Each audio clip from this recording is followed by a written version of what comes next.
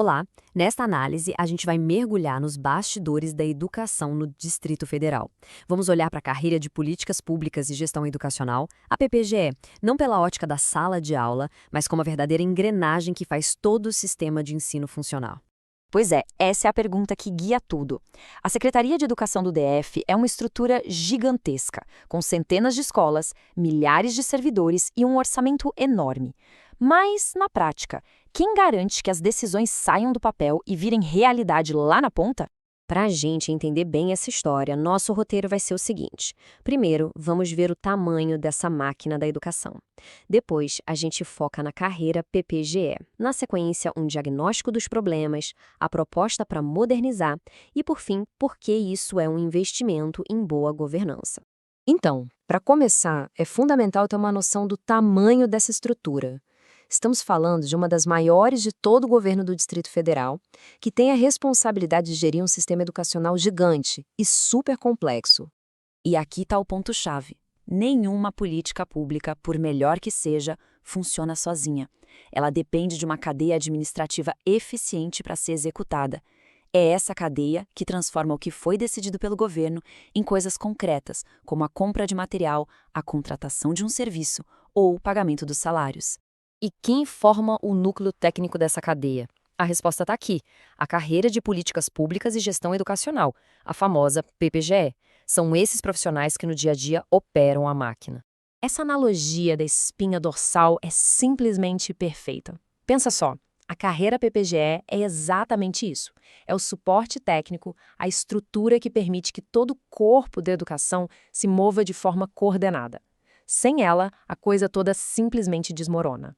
E o que esses servidores fazem na prática? Bom, eles são a base da administração pública. Eles planejam e executam o orçamento, gerenciam os contratos, cuidam do patrimônio das escolas, administram a parte de recursos humanos e, claro, garantem que toda a prestação de contas esteja certinha, dentro da lei. Então, em termos mais técnicos, a PPGE é esse eixo que faz a ponte entre a decisão política e a execução real. São essas pessoas que garantem a legalidade, a eficiência e, principalmente, a transparência no uso do dinheiro público na educação. Ok, a gente já entendeu a importância. Agora, vamos entrar no diagnóstico do problema. Porque uma análise mais a fundo da estrutura dessa carreira mostra algumas distorções bem graves, que acabam comprometendo a eficiência e a capacidade de manter bons profissionais. O diagnóstico aponta principalmente para dois pontos bem críticos que criam uma desvalorização. O primeiro é o ciclo de carreira, ou seja, o tempo que leva para um servidor progredir. O segundo é o que a gente pode chamar de abismo da titulação, um desestímulo claro para a qualificação. Vamos para os dados para ficar mais claro. Olha só esse gráfico. Ele mostra o tempo para chegar no topo da carreira. Enquanto o padrão no GDF é de uns 20 anos e no magistério é de 24, na PPGE esse tempo chega a quase 30 anos. É o ciclo mais longo de toda a administração direta, uma diferença de quase uma década. Agora, o segundo problema é ainda mais gritante. Esse outro gráfico compara o incentivo para quem estuda. Na PPGE hoje, uma especialização aumenta o salário em 6%. Já no padrão estratégico do GDF, que é usado em várias outras carreiras, esse mesmo título vale um aumento de 25%. A diferença para mestrado e doutorado é igualmente gigante. Então, a consequência disso tudo é bem clara, né? A gente tem uma arquitetura de carreira que, na prática, pune o servidor que decide permanecer e desvaloriza quem busca se qualificar. Fica totalmente desalinhada com os próprios padrões de excelência do governo. Diante desse diagnóstico, vamos então analisar a proposta que está na mesa. Ela não busca criar um privilégio, mas sim fazer um realinhamento institucional para corrigir essas distorções que se arrastam há anos. A solução é apresentada como uma reestruturação bem pensada, dividida em fases. É um plano calculado para, passo a passo, consertar a arquitetura da carreira e trazer de volta um equilíbrio justo em relação às outras carreiras do governo. A primeira fase, planejada para 2026, ataca diretamente aqueles dois problemas que a gente viu. Primeiro, ela compacta a carreira diminuindo os padrões de 31 para 21. Isso alinha o tempo para chegar no topo com o resto do GDF, perto de 20 anos. E segundo, ela corrige a questão da titulação, adotando aquela matriz de 25, 35 e 40%. Já a fase 2 foca mais no futuro, na estabilidade. A principal medida aqui é incorporar a gratificação de incentivo à carreira, a GIC, direto no vencimento básico.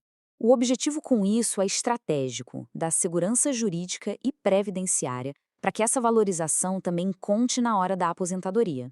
Certo, mas quanto isso tudo custa? A proposta apresenta esse impacto financeiro não como um gasto, mas como um investimento necessário para fortalecer a capacidade de gestão do Estado como um todo. Os dados estão aí, de forma transparente. A fase 1 tem um impacto anual de cerca de 105 milhões de reais, a fase 2 de 77 milhões. Somando tudo, a gente chega ao investimento total. O investimento total é de pouco mais de 182 milhões de reais por ano. A grande questão aqui não é só o número, mas o que ele significa em termos de retorno para a gestão pública. E essa citação, que vem do dossiê oficial, resume perfeitamente a lógica por trás da proposta. Não é um gasto, é um investimento estratégico, pensado para fortalecer a governança, ou seja, para melhorar a capacidade do Estado de executar a política de educação com mais eficiência. E os retornos que se espera com isso são bem concretos. A modernização busca melhorar a eficiência administrativa, fortalecer o controle sobre como o dinheiro público é gasto e, o que é fundamental, profissionalizar a gestão da educação, atraindo e principalmente mantendo servidores mais qualificados. Assim, a mensagem final é muito direta. Investir na carreira que executa a administração da educação não é só uma questão de justiça com os servidores. É uma decisão estratégica para fortalecer a eficiência de toda a política pública e garantir uma gestão de mais qualidade com os recursos que são de toda a sociedade. E isso tudo nos deixa com uma reflexão final, né? Diante de tudo que a gente viu, talvez a pergunta mais importante não seja sobre o custo de modernizar, mas sim sobre qual é o custo de não modernizar. Qual o preço que se paga por manter uma estrutura administrativa desestimulante bem no coração da maior política pública do Distrito Federal?